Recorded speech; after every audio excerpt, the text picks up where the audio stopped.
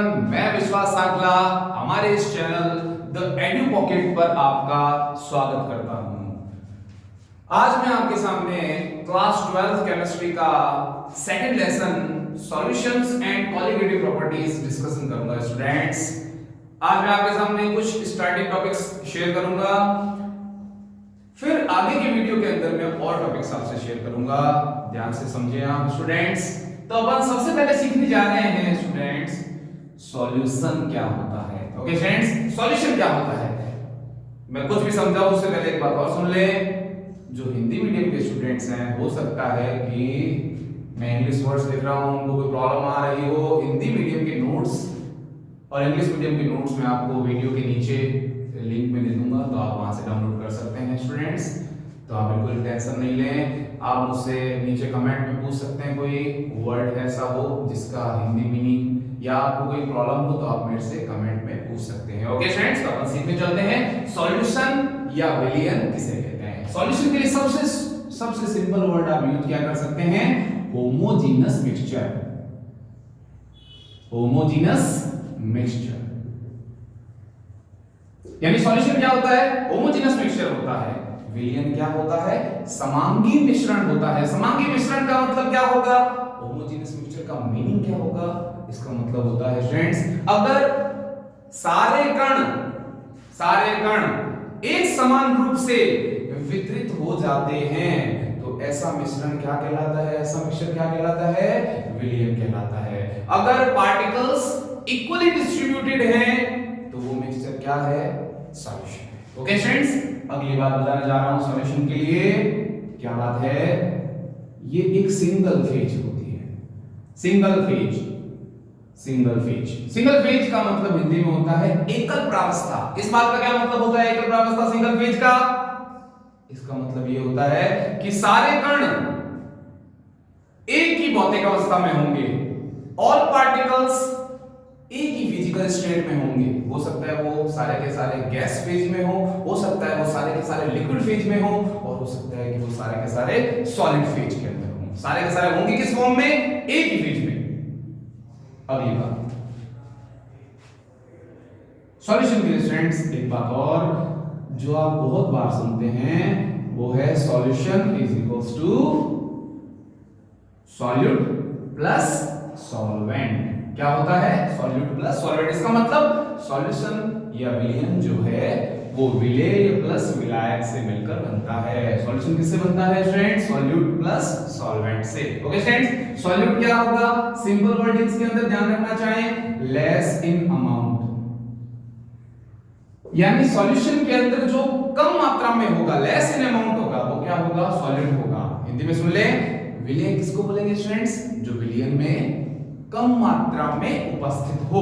Okay friends, तो फिर विलायक क्या होगा, जो ग्रेटर इन अमाउंट होगा, ज्यादा मात्रा में होगा। Greater in amount students, greater in amount ज्यादा मात्रा में उपस्थित होगा, वो कौन होगा, सॉल्वेंट होगा, विलायक होगा। ओके, अगली बात, एक बात और ध्यान रखना फ्रेंड्स, कई बार स्टूडेंट्स जो है वो क्या ध्यान रखते हैं, जो घुलता है वो विलेय यानी जो डिसॉल्व होता है वो सॉल्यूट होता है, जो घुलता है जो डिसॉल्व करता है वो सॉल्वेंट या विलायक होता है। ऐसा याद बिल्कुल नहीं रखना है स्टूडेंट्स, आपको ये ध्यान रखना है जो लेस इन अमाउंट होता है वो सॉल्यूट होता है, जो ग्रेटर इन अमाउंट होता है वो सॉल्वेंट होता है। लेकिन एक बात बताओ, अगर किसी सॉल्यूशन के अंदर 50% मान लो अल्कोहल है और 50% वाटर है, तो बताओ इसमें सॉल्यूट कौन है और सॉल्वेंट कौन है, दोनों बराबर है, बोलो कौन है स्टूडेंट्स। इसमें आप किसी को भी सॉल्यूट कह सकते हैं और किसी को भी सॉल्वेंट कह सकते हैं,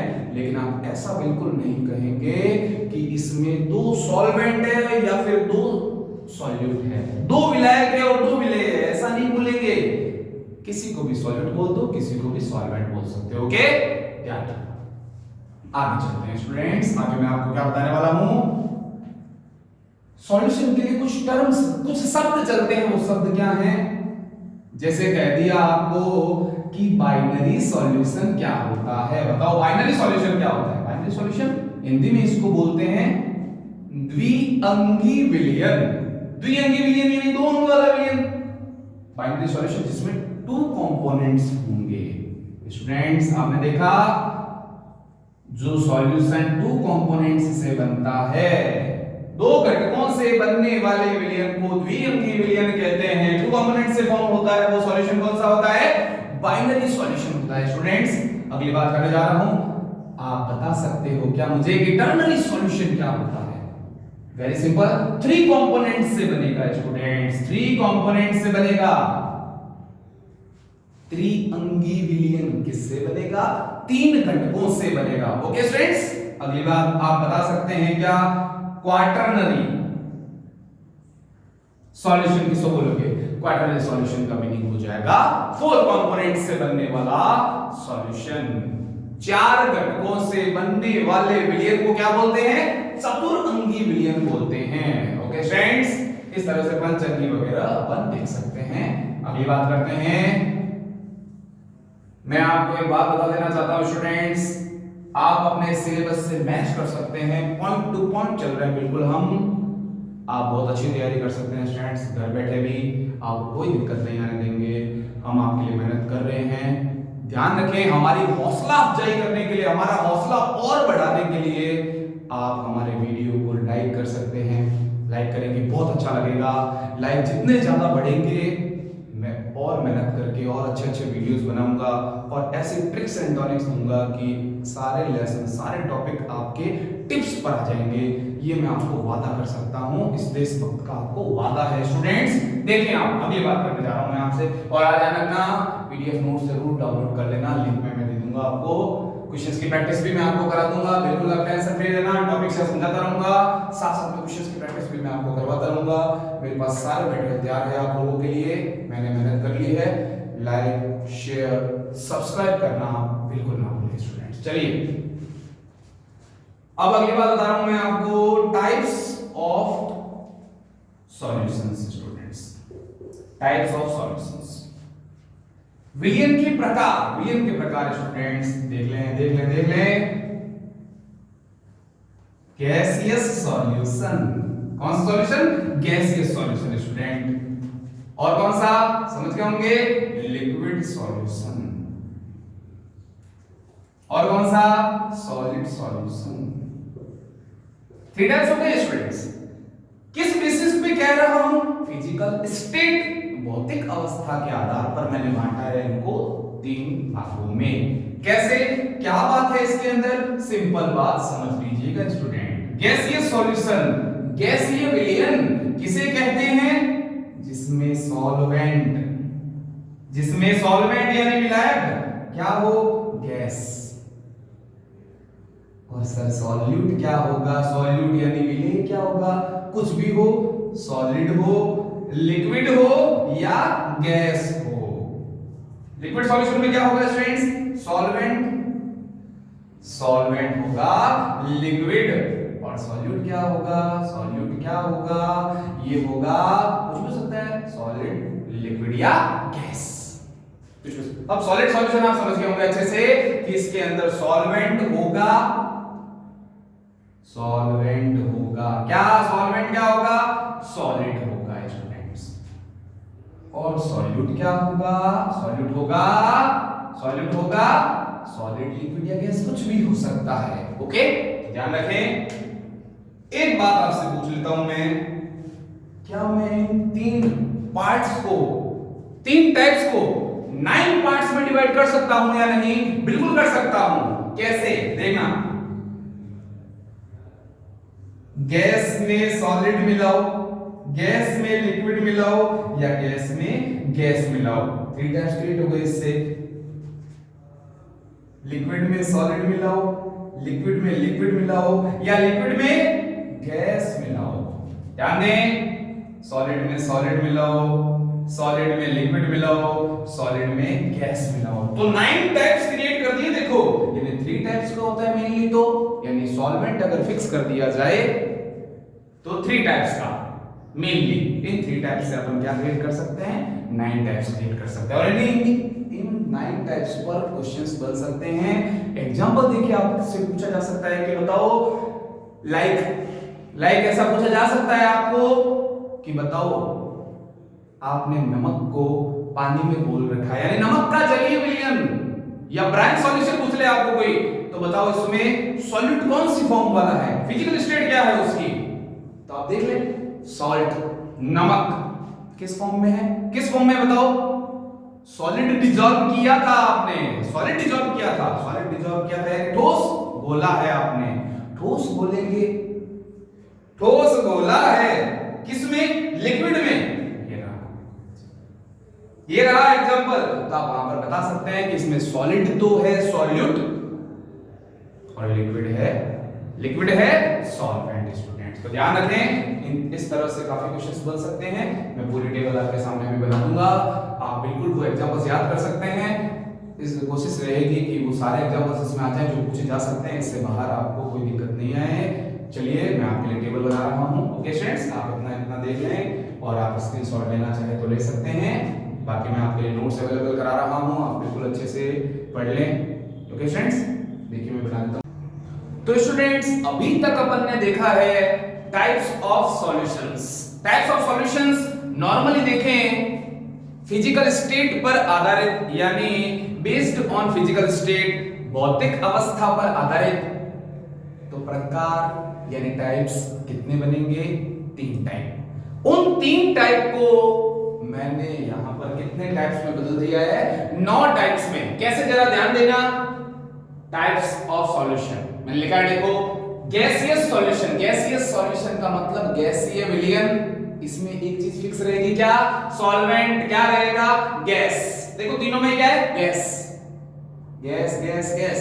अब गैस में अगर आपने सॉलिड मिलाया तो कैसा सॉल्यूशन है तो वो गैसियस सॉल्यूशन ही, गैसीय विलयन ही। उसके एग्जांपल देखो, सब्लिमेशन ऑफ सॉलिड्स, यानी अगर आप कपूर, नाम सुना है आपने कपूर, कैम्फर, अगर आप कपूर को जलाते हैं यानी उसको हवा में उड़ा देते हैं, यानी कपूर आपने हवा में मिला दिया, वाह क्या गजब किया, सॉलिड को, ठोस को आपने हवा में मिला दिया, वाह ये क्या बना, ठोस का हवा में यानी गैस में गैसीय विलयन तैयार हुआ है। देखो तो आप क्या कहोगे, विलेय कौन है, ठोस, सॉलिड मिलाया किसमें है, गैस में, गैस में मिलाया है ना, गैसियस सॉल्यूशन। ओके, सिंपल सी बात है। एग्जांपल्स बिल्कुल अच्छे से ध्यान रखेंगे आप, एकदम आराम से, एकदम कूल हो जाए आप। मैं आपको बता रहा हूं, इस पर से क्वेश्चंस आते हैं स्टूडेंट्स। क्वेश्चन किस टाइप से आता है, एक एग्जांपल देना चाहूंगा आपको। आप ऐसे सोचें, आपको क्वेश्चन पूछा कि बताओ अमलगम के अंदर, अमलगम नॉट बबलगम, अमलगम के अंदर सॉल्यूट कौन है, सॉल्यूट विलेय कौन है, ठोस, द्रव या गैस, बताओ देख के। कहां है ये बबलगम, बबलगम नहीं, अमलगम। कहां है वो अमलगम, ये देखो अमलगम, ये रहा वर्ड लिखा हुआ, अमलगम, जिंक अमलगम, जो भी है अभी अपन डिस्कशन करते आएंगे। अमलगम के अंदर विलेय कौन सी अवस्था में, देखना, अमलगम विलेय, ठोस, सॉल्यूट किसमें है, देखो सिंपल। लेकिन उसमें ही पूछ ले अमलगम के अंदर सॉल्वेंट कौन होता है, सॉलिड, वाह। तो इस तरह से क्वेश्चन पूछा जा सकता है। ऐसा भी पूछा जा सकता है कि मान लो आपने किसी बर्तन के अंदर पानी लेके उसे गर्म करके हवा में उड़ा दिया, तो पानी का हवा के अंदर वास्तविक विलयन, ट्रू सॉल्यूशन या सॉल्यूशन जो तैयार हुआ है, उसके अंदर सॉल्वेंट कौन है, सॉल्वेंट आज भी कौन है, गैस। क्या मिलाया है, लिक्विड, लिक्विड मिलाया है गैस में। तो देख लो एग्जांपल में आया है, देखो वाटर वेपर इन एयर। तो इस तरह से स्टूडेंट्स इस पर क्वेश्चन बनते हैं, बिल्कुल अच्छे से आप एग्जांपल्स याद कर लें तो आपको कोई दिक्कत नहीं आएगी। मैंने ढेरों बुक्स से एग्जांपल सेलेक्ट करके बहुत मेहनत करके बनाई है टेबल, आप बिल्कुल टेंशन नहीं लें, इतना याद कर लो, काम बन गया आपका। ट्रू सॉल्यूशन का कोई भी क्वेश्चन आए आप इसमें से आप आराम से देखकर बना सकते हैं, कोई दिक्कत नहीं आएगी। आपके लिए मैं आगे वीडियोस जो लाऊंगा उसमें कंपैरेटिव स्टडी लाऊंगा, तुलनात्मक अध्ययन, गुरुओं के आशीर्वाद से मैंने उसमें भी मेहनत कर रखी है जबरदस्त। सॉल्यूशन और कोलॉइडल सॉल्यूशन आगे आएगा, उस पर अपन कंपैरेटिव स्टडी का वीडियो बनाएंगे और बढ़िया तैयारी होगी, आप इसको जरूर तैयार करना। ओके, मैं आपसे एक बात शेयर और करना चाहता हूं, ठीक है, सुनना ध्यान से। अगर आपको मैंने कह दिया, देखो बच्चों को डाउट होता है इसलिए शेयर कर रहा हूं। बच्चों को डाउट क्या होता है कि सर है ना, दो तरह के मेरे दिमाग में सॉल्यूशन घूम रहे हैं। मैंने कहा कौन कौन से? कि सर ठोस में पानी मिलाओ, कहने का मतलब सॉलिड में लिक्विड मिलाओ, सॉलिड में लिक्विड मिलाओ और लिक्विड में सॉलिड मिलाओ। हमें सर क्या नॉर्मली पता चल सकता है कि सॉलिड में लिक्विड मिलाया या लिक्विड में सॉलिड मिलाया हुआ है? क्या पता चल सकता है क्या? आप बात सोचो कि अगर सॉल्वेंट लिक्विड होगा, सॉल्वेंट क्या होगा? लिक्विड, तो ज्यादा मात्रा में होगा ना, यानी विलायक जब द्रव अवस्था में होगा तब ज्यादा वही होगा ना। उसमें अगर सॉलिड मिलाओगे, मिला दिया सर, अब उसको डोल के देखो, गिरा के देखो, वो बहेगा ना।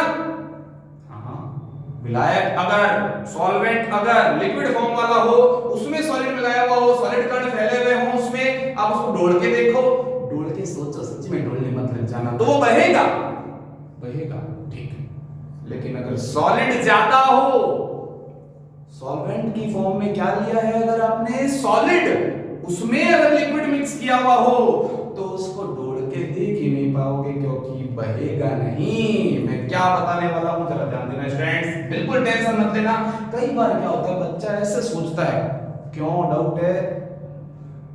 क्यों डाउट है? क्योंकि सुनना, देखो क्वेश्चन, अच्छा क्वेश्चन क्या है? अमलगम जो होते हैं, अमलगम के अंदर होता क्या है? एक चीज मरकरी होती है, एक चीज क्या होती है? मरकरी, Hg, Hg प्लस विश्वास, विश्वास सर को मिक्स कर दिया जाए Hg के साथ तो उसको क्या बोलेंगे पता है? विश्वास अमलगम।